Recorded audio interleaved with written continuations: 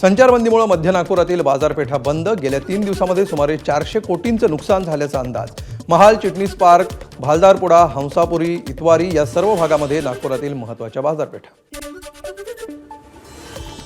नागपूरमध्ये मशिदींच्या बाहेरील सुरक्षेत वाढ। रमजान त्यामध्ये शुक्रवार आल्यामुळे जुम्मा असल्यामुळे पोलिसांकडून खबरदारी। चौकात बंदोबस्त। नागपुरातील हिंसाचार नियंत्रणात आणण्यासाठी पोलिसांना मोठी कसरत करावी लागली। पोलिसांनी जवळपास 378 अश्रुधुराचे गोळे डागल्याची माहिती। औरंगजेबाच्या कबरीच्या वादाच्या पार्श्वभूमीवर एनआयएचं पथक संभाजीनगरमध्ये दाखल। खुलताबाद परिसराची केली पाहणी। जालना, परभणी, नांदेडमधील हालचालींवरही लक्ष। बाबरी पाडताना आम्ही कोणाची परवानगी मागितली नव्हती, तेव्हा औरंगजेबाच्या कबरीबाबत भाजपनं भूमिका स्पष्ट करावी। संजय राऊतांची मागणी। तर केंद्र तुमचं, राज्य तुमचं, पोलिसही तुमचे, मग पत्राची नाटकं कशाला, राऊतांचा सवाल। नागपूर हिंसाचारानंतर छावा सिनेमावर बंदीची मागणी। नागपूर राड्याला छावा कारण झाल्याचा आरोप करत मौलानांची अमित शहा यांच्याकडे पत्राद्वारे मागणी। नागपूर हिंसाचारात पोलिसांवर झालेल्या हल्ल्याचा अहिल्यानगरामध्ये निषेध। पोलिसांच्या समर्थनार्थ निवेदन देत हिंदू समाजाची जोरदार घोषणाबाजी। मुख्यमंत्री देवेंद्र फडणवीस रविवारी नाशिक दौऱ्यावर। मुख्यमंत्री घेणार कुंभमेळ्याच्या तयारीचा आढावा। 2 वर्षांवर येऊन ठेपलेल्या कुंभमेळ्याची तयारी युद्धपातळीवर सुरू। नितीन गडकरींच्या विजयाला आव्हान देणारी याचिका हायकोर्टानं फेटाळली। सूरज मिश्रा नावाच्या व्यक्तीनं केली होती याचिका। चुकीच्या पद्धतीनं प्रचार केल्याचा होता आरोप। निकालावर कसा परिणाम झाला हे सिद्ध करण्यात याचिकाकर्ते अपयशी, कोर्टाचं निरीक्षण। अहिल्यानगरमध्ये वक्फ बोर्डानं शेतकरी आणि देवस्थानच्या जमिनी बळकावल्या। त्या जमिनी वक्फ बोर्डाकडून काढून घेऊन अतिक्रमण हटवणार। बावनकुळेंची विधानसभेत माहिती।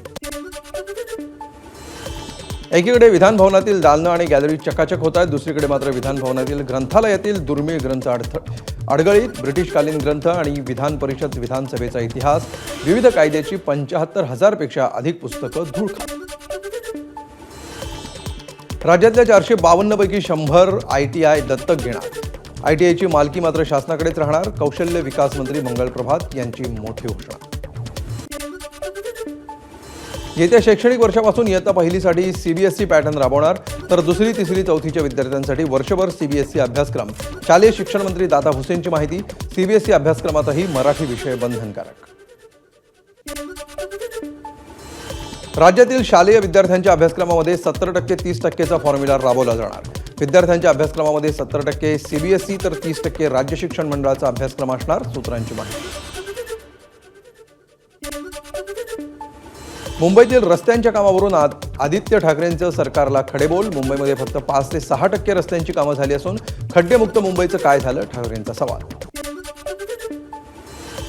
उपमुख्यमंत्री एकनाथ शिंदेंनी सोमवारी मुंबईतल्या रस्त्यांसंदर्भात बोलावली बैठक। मुंबईतील सर्व आमदारांना उपस्थित राहण्याच्या सूचना।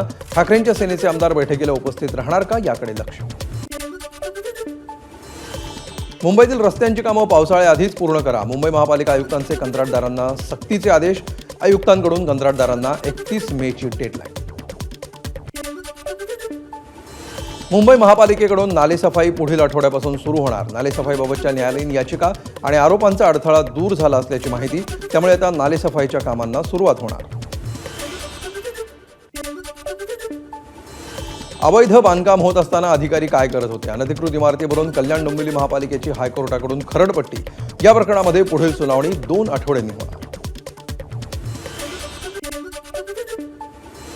थकबाकी भरा, नाहीतर एप्रिलमध्ये पाणीपुरवठा बंद करणार। ठाणे महापालिका प्रशासनाचा थकबाकीदारांना इशारा। आतापर्यंत 127 कोटी रुपयांची वसुली, 225 कोटींच्या वसुलीचं लक्ष्य। न्यू इंडिया बँक घोटाळा प्रकरणी हितेश मेहताची ब्रेन मॅपिंग चाचणी करण्यात येणार। पॉलिग्राफी चाचणीमध्ये विशेष माहिती मिळाली नसल्यामुळे आर्थिक गुन्हे शाखेचा निर्णय। 122 कोटींच्या अपहारा प्रकरणी मेहता मुख्य आरोपी। कांजूरमार्ग बदलापूर मेट्रो 14ला मुंबई IITची मान्यता। त्यामुळे लवकरच बदलापूरकरांचं मेट्रोचं स्वप्न पूर्ण होणार। 39 किलोमीटर लांबीच्या या मेट्रो मार्गामध्ये 15 स्थानकं असणार। माथेरानला पोहोचण्यासाठी रोपवेचा अति जलद पर्याय लवकरच उपलब्ध होणार। राष्ट्रीय रोपवे कार्यक्रमांतर्गत नेरळ ते माथेरान 12 किलोमीटर लांबीच्या रोपवेची निर्मिती केली जाणार। नाशिक HALच्या शिरपेचात आणखी एक मानाचा तुरा खोवला जाणार। ओझरमधील प्रकल्पामध्ये निर्माण झालेलं पहिलं तेजस लढाऊ विमान एप्रिलमध्ये भरारी घेणार. हे विमान भारतीय वायुसेनेला सुपूर्द केलं जाणार. नांदेड महापालिकेचा 1505 कोटींचा अर्थसंकल्प मंजूर. कोणतीही करवाढ नाही. तसंच यावर्षी दररोज पाणीपुरवठा करण्याचा पालिकेचा मानस. सिडको 322 चौरस फुटांऐवजी 290 चौरस फुटांचं घर विकून सर्वसामान्यांची फसवणूक करत असल्याचा मनसेचा आरोप. येत्या मंगळवारी सिडको विरोधात मनसेचा साखळी आंदोलनाचा इशारा. धुळ्यातील हमालांनी पुकारला संप. माथाडी कायद्याच्या अंमलबजावणीसाठी मोर्चा. मागण्या मान्य न केल्यास बेमुदत संप पुकारण्याचा आंदोलनकर्त्यांचा इशारा. सोलापूरच्या कृषी उत्पन्न बाजार समितीमध्ये कांद्याच्या दरात मोठी घसरण. आवक घटलेली असताना देखील दरामध्ये घसरण झाल्यामुळे शेतकरी नाराज. मुंबईतील घाटकोपर होर्डिंग दुर्घटनेतील प्रमुख आरोपी अर्शद खानला जामीन मंजूर. पेट्रोल पंपावर होर्डिंग कोसळून 17 जणांचा झाला होता मृत्यू.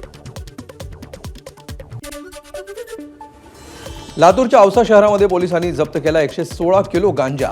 कारवाईमध्ये 15,81,000चा मुद्देमाल जप्त. प्रकरणी 2 आरोपी ताब्यात. नाशिकच्या निफाड तालुक्यातील पिंपळगाव बसवंत परिसरामध्ये भीषण आग. 15 ते 20 दुकानं आगीच्या भक्ष्यस्थानी.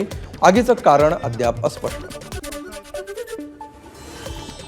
छत्रपती संभाजीनगरमधील गंगापूरमध्ये विद्यार्थ्यांना वाटप करण्यात येणाऱ्या पुस्तकांना आग. पुस्तकांच्या रूमला आग लागून लाखो रुपयांचं नुकसान. नवीन शैक्षणिक वर्षामध्ये विद्यार्थ्यांना देण्यात येणार होती ही पुस्तकं.